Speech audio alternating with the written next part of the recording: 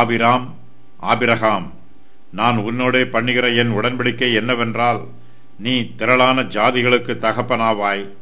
இனி உன் பேர் ஆபிராம் என்னப்படாமல் நான் உன்னை திரளான ஜாதிகளுக்கு தகப்பனாக ஏற்படுத்தினபடியால் உன் பேர் ஆபிரகாம் என்னப்படும்.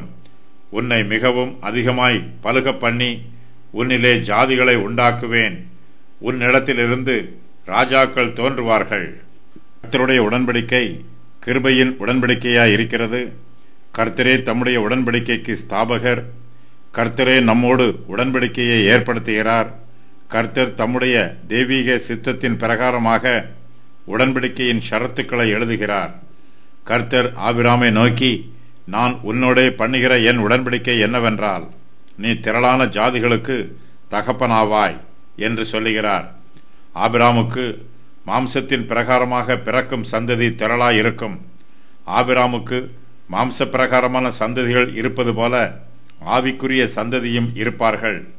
இயேசு கிறிஸ்துவை தங்கள் இரட்சகராக விசுவாசிக்கிற எல்லோருமே ஆபிரகாமின் சந்ததியை சேர்ந்தவர்கள். இவர்கள் எல்லா காலங்களிலும் எல்லா தேசங்களிலும் இருக்கிறார்கள்.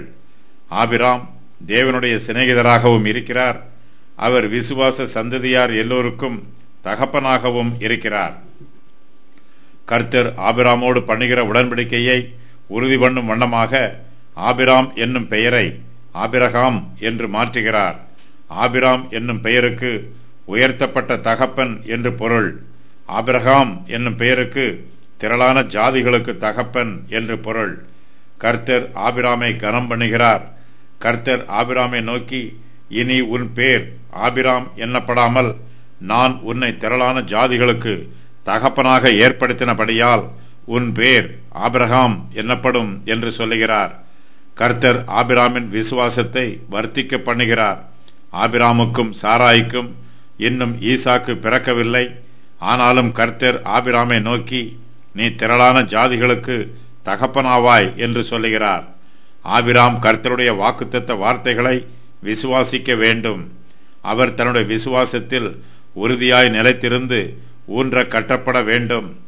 ஆபிராம் தன் விசுவாசத்தில் நிலைத்திருக்க கர்த்தர் அவரை உற்சாகப்படுத்துகிறார். ஆபிரகாம் திரளான ஜாதிகளுக்கு தகப்பனாய் இருப்பார். இஸ்ரவேலர், இஸ்மவேலர், மீதியானியர், ஏதோமியர், அரபியர் ஆகியோருக்கு ஆபிரகாம் முற்பிதாவாக இருக்கிறார்.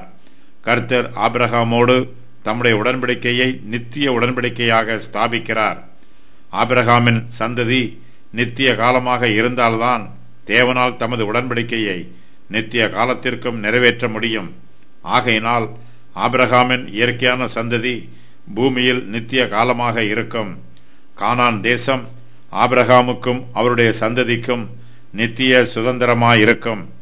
ஆபிரகாமின் சந்ததி நித்திய காலமாக இருக்கவில்லை என்றால் கானான் தேசம் அவர்களுக்கு நித்திய சுதந்திரமாக இருக்காது. கர்த்தர் ஆபிராமை நோக்கி, உன்னை மிகவும் அதிகமாய் பலுக பண்ணி உன்னிலே ஜாதிகளை உண்டாக்குவேன். உன்னிடத்திலிருந்து ராஜாக்கள் தோன்றுவார்கள் என்றும் சொல்லுகிறார். ஆபிராம் திரளான ஜாதிகளுக்கு தகப்பனாய் இருப்பது மாத்திரமல்ல, அவர் ராஜாக்களுக்கும் தகப்பனாய் இருப்பார்.